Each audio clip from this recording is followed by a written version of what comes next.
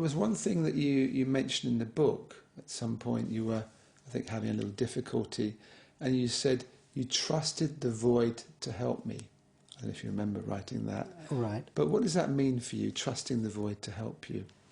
Well, I think for me it means that, for example, if I've got a situation and I don't know what to do, or I'm powerless to do what I want to do, and so I've run out of resources, what do? Well, if you're awake to who you really are, in my view, you recognise that this silence here, this headless nothingness, is a very clever headless nothingness. I take the view that it's the source, that out of this nothing, awake nothing, comes this moment. So I take the view it's a very clever, very creative, fertile emptiness.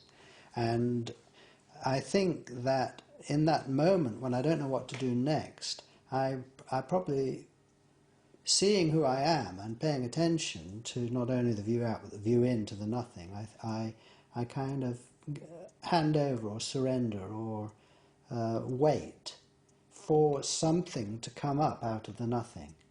And the thing about this is there's no guarantee that it will come up with what you want it to come up with.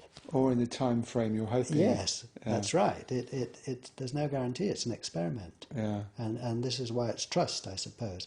But as you go on, I think you find that it does come up with amazing, much better results than you could have thought. But sometimes you can't understand why that is for a little while. Yeah, and it takes the courage to stay with it, doesn't it? And it's courage and desperation. I don't know what else to do sometimes. But also, it's not just in problematic situations, but in ordinary situations. In a way, I think it's more fun. You kind of see what the void wants to do rather than what you want to do, and it is very creative, very creative. This comes back, I say it comes back, we haven't mentioned this yet, but it's something that's come up many times on Conscious TV, this thing of free will. And so, people all think, well, we have to some extent free will and we can do what we want. But there's a wider picture there somewhere which is saying, well, maybe you don't have as much free will as you think you do. In fact, maybe you don't have any free will. I know. I wouldn't pretend to have got the answer to this age-old question, but my view would be, probably something like this, that I recognise I have a public self and a private self. And the public self, Richard, you take responsibility for yourself and for the actions you take, and the policeman will soon put you right if you don't take responsibility for that. So on that level, everything applies as it does in society. But there's a private self, your true self, which is the same in everyone, but has a different expression. And this one, it's a mystery. So I don't know whether I could define it in these terms, free or not free. Well, it is. It's completely free and wild and spontaneous and loving and intelligent. And I think it's a kind of giving up and surrendering to the will of that one, to put it in kind of traditional language. So, but once you surrender and give up to the will of that one, you're also paradoxically recognizing that that one is yourself. So I think the experience is there, and then our ways of describing it are somewhat inadequate. In your book, you have these sort of 9 different stages. I think you originally wrote the book. I'll just hold up and see yes. who you really are. You originally wrote the book for, I think, lessons on the internet. Oh, yes, is that that's right? right? Yeah, yes. yeah. And you got a great response to that, didn't you? Yes. At the time, and you did it in 9 different lessons. Yes. Do you want to take us through briefly each lesson? Not saying in great detail, but just to give people a feel of what's in the book. Yes, I can't remember really what they are, but I think the idea is to look at one's identity using the experiments, and they approach one's identity from different angles. And one is a visual one. Can you see your head? What are you looking out? Which we did. Yes, we've done that. I can't see my head here. Yeah. Another one is this, where you see that two holes become one. I'm looking out of one opening here. Yeah. You see my two eyes. I'm looking out of my single eye. There's another one which is to do with movement, where you turn around, and from your own point of view, you see the room moves and you're still. Publicly, you're turning and the room is stable. This is like the whirling dervishes. That's right. Yeah, I've Yes. never actually done this, but they can do it for hours, it seems. They don't get dizzy. Yes. Yeah. Well, there's a little secret here, and it doesn't apply to everyone. You've got to, if you get dizzy, you've got to stop. But one of the most basic experiments is pointing, and I point and look at what I'm pointing at, and I see no face here from my private point of view.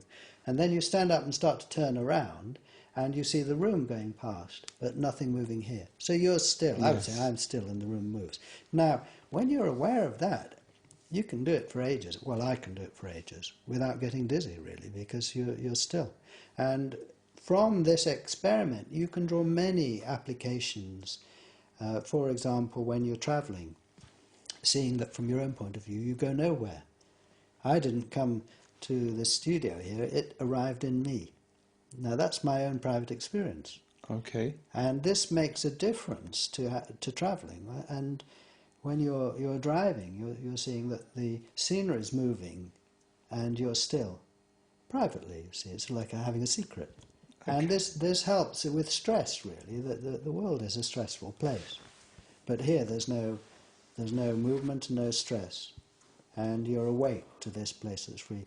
So the experiment, there's another one with closed eyes.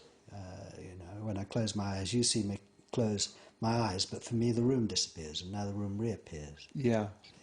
Yeah. And there are others to do with thoughts and feelings. So they approach those 9 lessons, if you like, are just a way of looking through the different experiments and looking at different aspects of one's life and seeing how this very simple realization applies in different circumstances. So.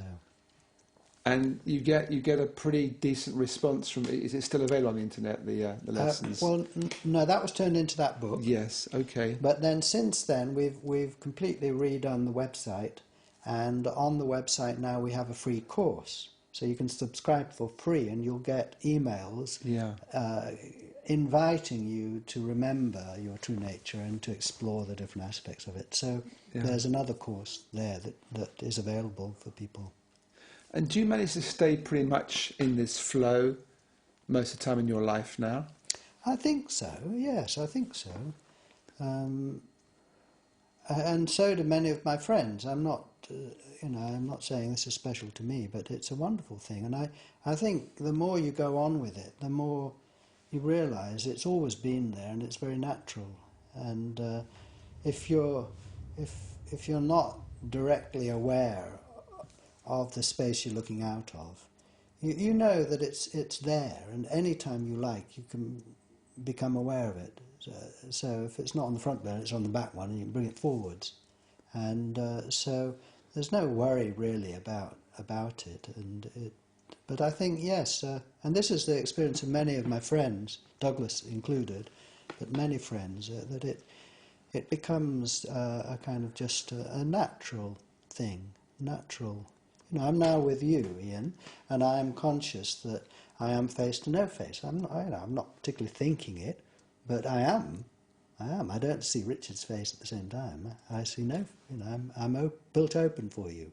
See, I include you, and I in that sense, I am you. I am your appearance. I don't know what you're feeling and so on, but so this is a very different way of being with others potentially. If you go with this and take it seriously, you're discovering that others are not only other, but they're also yourself. And there's an inclusiveness about the relationship. Yes. Inclusiveness about the relationship and about the world. It's discovering literally the world is within you.